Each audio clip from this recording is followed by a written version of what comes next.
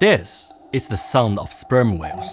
The clicking you're hearing is actually the whales chatting to each other, and we were extremely lucky to have recorded their conversation.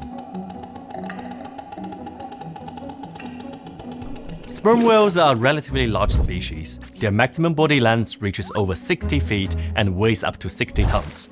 These mysterious animals prefer to live in the deep sea. To film them, you need to find an active whale pod, preferably close to the shore where the seafloor connects to a sharp land drop-off. Among the famous whale watching spots around the world, one of the most renowned is Mauritius. This island nation offers excellent shooting conditions. After thorough preparation, the team and I flew out to Mauritius.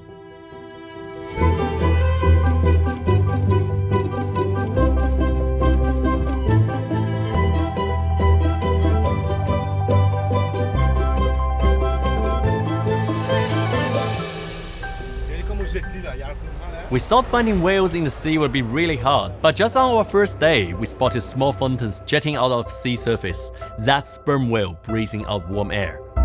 Our boat couldn't get any closer, so we actually got permission to swim to them.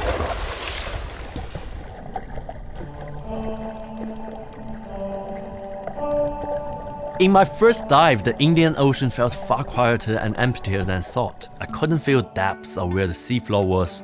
I looked down and spotted a reflection.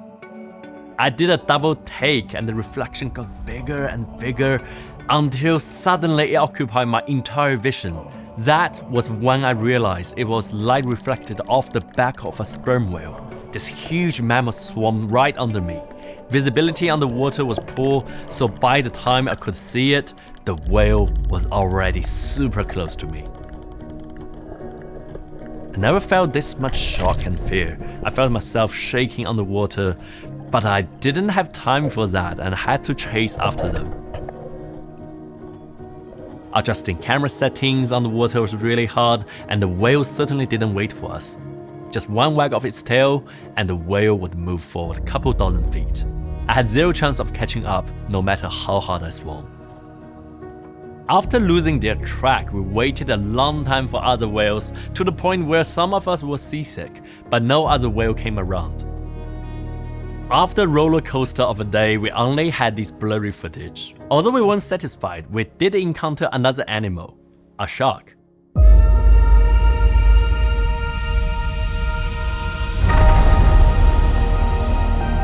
This is an oceanic white-tip shark. It's a really aggressive shark. You can see one of our divers didn't realize the shark was swimming right next to him. The other diver recognized the shark and was scared stiff. Despite that, he caught this rare footage. Funny thing is, our third diver from afar mistakenly thought filming this fish was totally harmless, so he came close to film it too. It was after we climbed back onto the boat that we realized just how scary the situation was.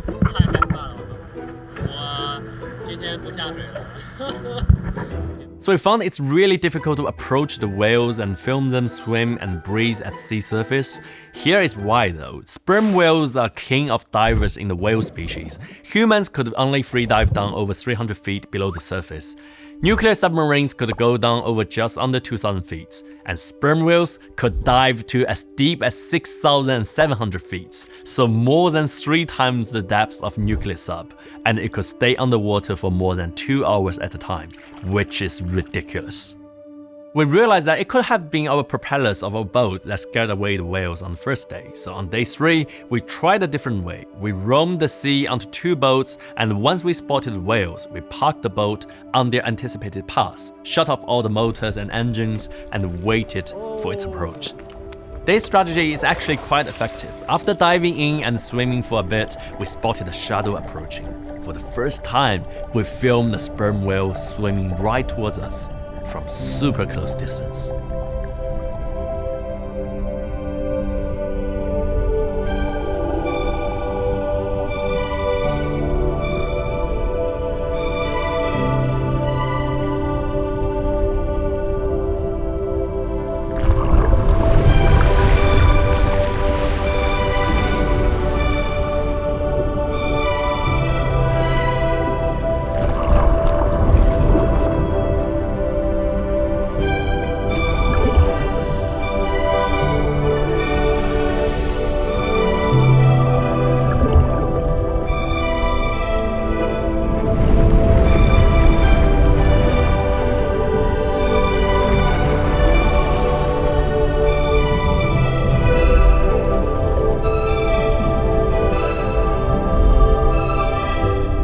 have to be in water to get an idea just how much of a behemoth it is. The footage just isn't enough to convey its size.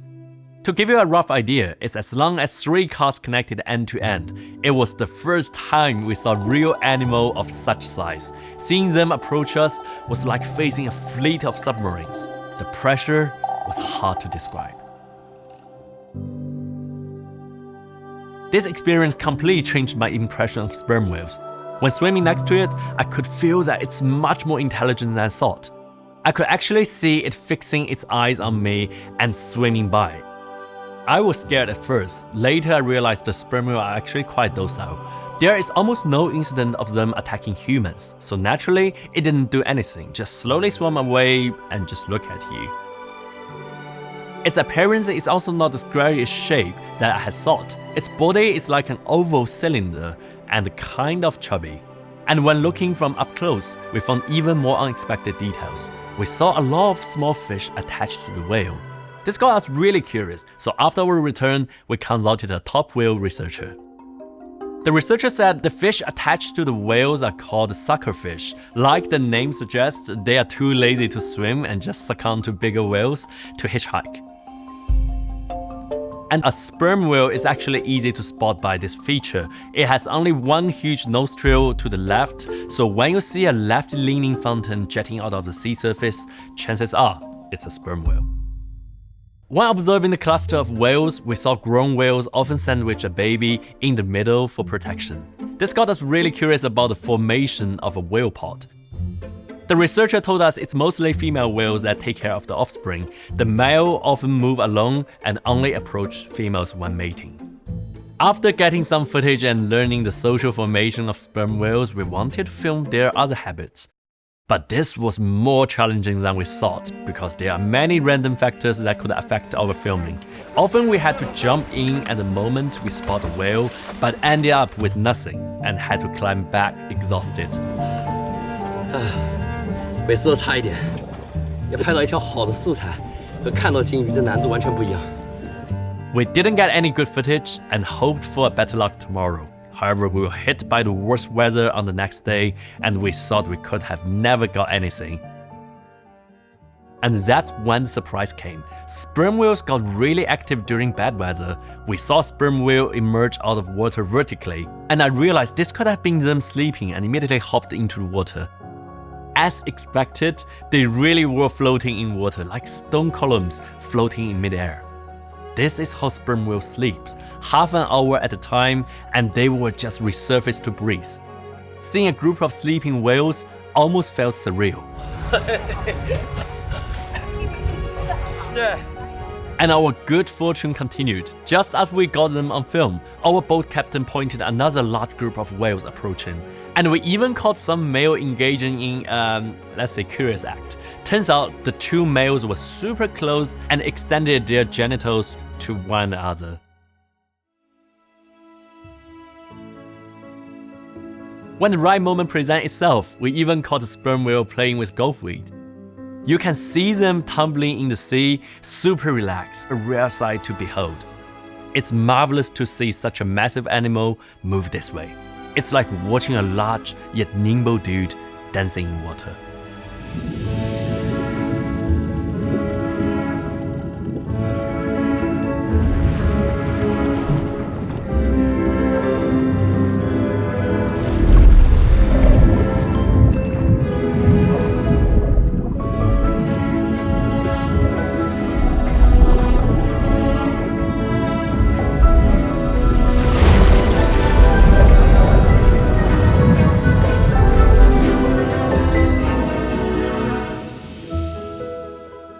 After reviewing our underwater footage, we decided to also get some shots from the air and at sea level.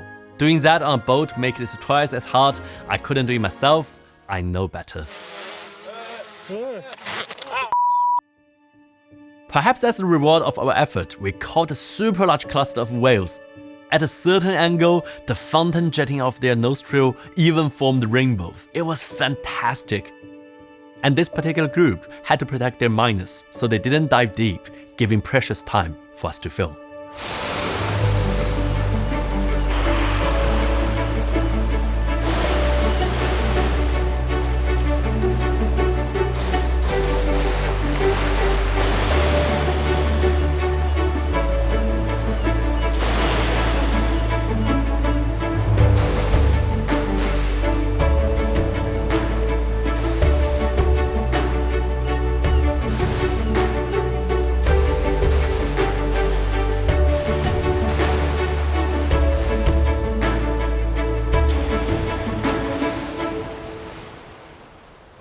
After chasing them for a while, we also filmed something else unusual. This water was particularly murky, and I thought it was some kind of plankton, but no, it was sperm whales taking a dump on the water. The image of it was actually really impressive, as their feces colored the entire water yellow. And at first we thought it was ambergris, a rare spice. Upon asking, we were told it was just all their feces, their shits.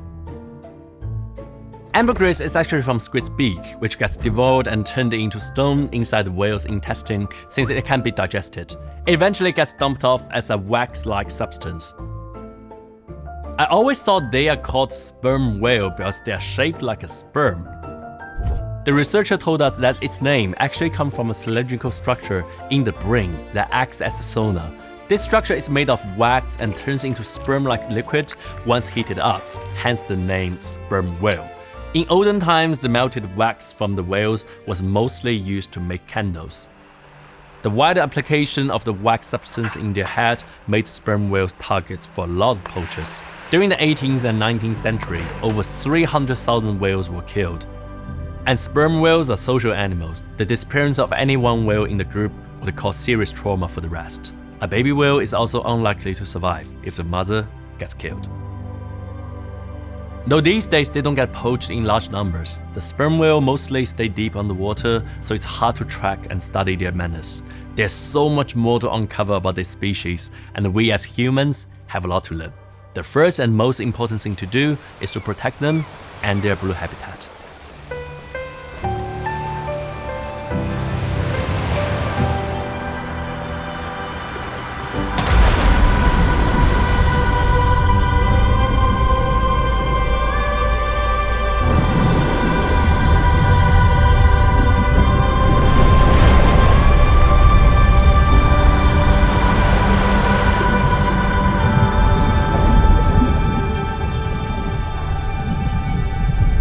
If we flip the image upside down, you will actually see the whales look like they're flying over the sea surface. It's spectacular, almost beyond words.